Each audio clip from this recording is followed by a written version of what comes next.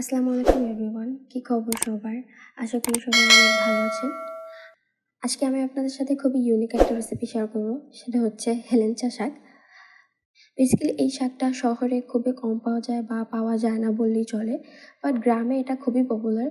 কারণ হচ্ছে গ্রামে এটা বাসার আশেপাশেই থাকে, এটা কিনতে হয় না বা চাষ করতে হয় না।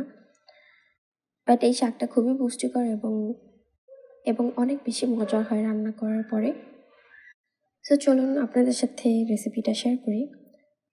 ভালোভাবে শাকগুলোকে একটু ভালোভাবে ধুয়ে যাতে ময়লা না থাকে, তারপর একটু ভালোভাবে কেটে নিয়েছি, তবে একদম কুচি করিনি, জাস্ট হাত দিয়ে একটু সাইজ করে নিয়েছি এটাই।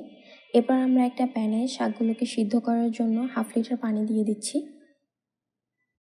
এরপর এর মধ্যে লবণ দিয়ে দিচ্ছি হলুদ গুঁড়ো, তারপর দিয়ে দিচ্ছি পেঁয়াজ কুচি এবং কাঁচামরিচ কুচি।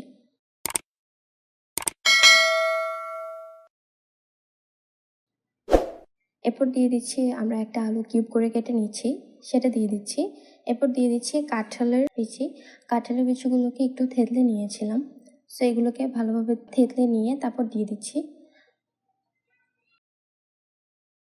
তারপর দিয়ে দিচ্ছি মসুর ডাল 1/2 কাপ। এখন এই সবগুলো উপকরণকে একটু ভালোভাবে নেড়ে মিক্স করে সিদ্ধ করে নিব, কারণ এটা আমরা শাকের মধ্যে ইউজ করব। সো এগুলো শাকের থেকে কম সিদ্ধ হবে, এই জন্য এগুলোকে আগেই সিদ্ধ করে নিচ্ছি।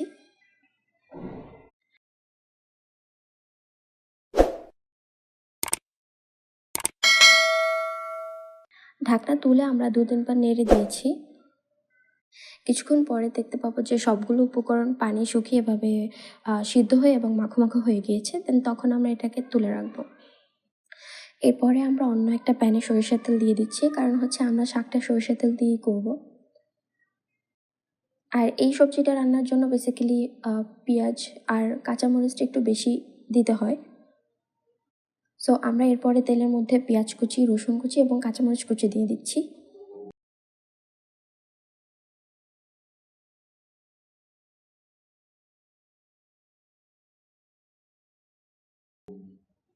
তারপর একটু ভালোভাবে নেড়ে চেড়ে দিচ্ছি।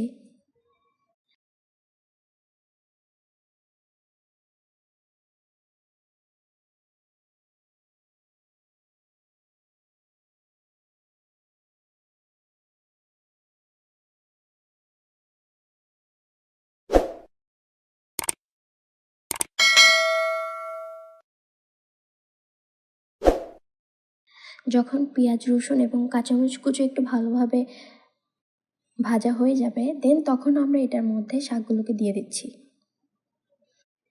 তবে আমরা কিন্তু আগে লবণ ইউজ করিনি, শুধু যেগুলোকে সিদ্ধ করেছি সেগুলোর মধ্যে লবণ দিয়েছিলাম। দেন এখন আমরা শাকের উপর লবণ দিচ্ছি, কারণ লবণ দেওয়ার পরে শাকটা একটু তাড়াতাড়ি নরম হয়ে যাবে এটার জন্য। তো এখন আমরা পরিমাণ মতো লবণ দিয়ে দিচ্ছি। তারপর সবগুলো উপকরণ একসাথে একটু ভালোভাবে শাকের সাথে মিক্স করে দিচ্ছি।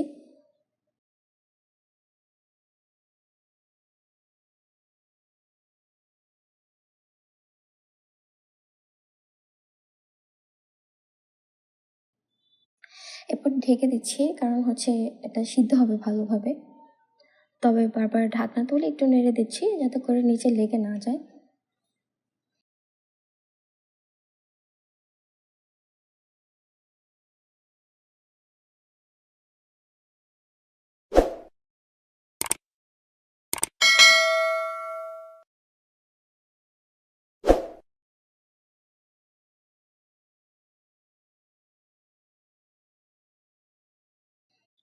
সো দেখতেই পাচ্ছেন সিদ্ধ হওয়ার পরে বেসিক্যালি এটা অনেকটা কমে যায়, নরম হয়ে যায়, এই জন্য এরকম হয়ে যায়। সো এর মাঝে আমরা 2-3 বার ঢাকনা তুলে একটু বারবার নেড়ে দিয়েছিলাম।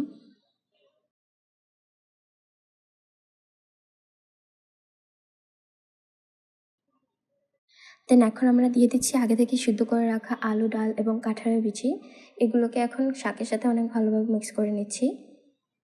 এই হেলেঞ্চা শাকটা খেতে খুবই সুস্বাদু, তবে এই শাকটা যদি অন্য কিছুর সাথে রান্না করা হয় তবে লাইক এভাবে আলু বা কাঁঠাল বা ডাল, তারপর অন্য কোনো শাকের সাথে মিক্স করে রান্না করলে তখন এটা খেতে খুবই বেশি সুস্বাদু হয়। সো যখন রান্না হয়ে যাবে লাস্ট পর্যায়ে আমরা এখানে কিছু পরিমাণ চিলি ফ্লেক্স দিয়ে দিচ্ছি। এতে করে শাকের স্মেলটা অনেক ভালো আসে এবং স্বাদ দ্বিগুণ বেড়ে যায়।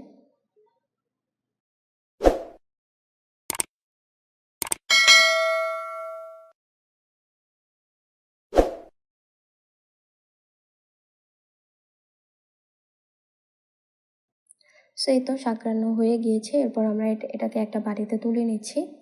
এভাবে করে আপনারা বাসায় শাকটা রান্না করে ট্রাই করে দেখতে পারেন।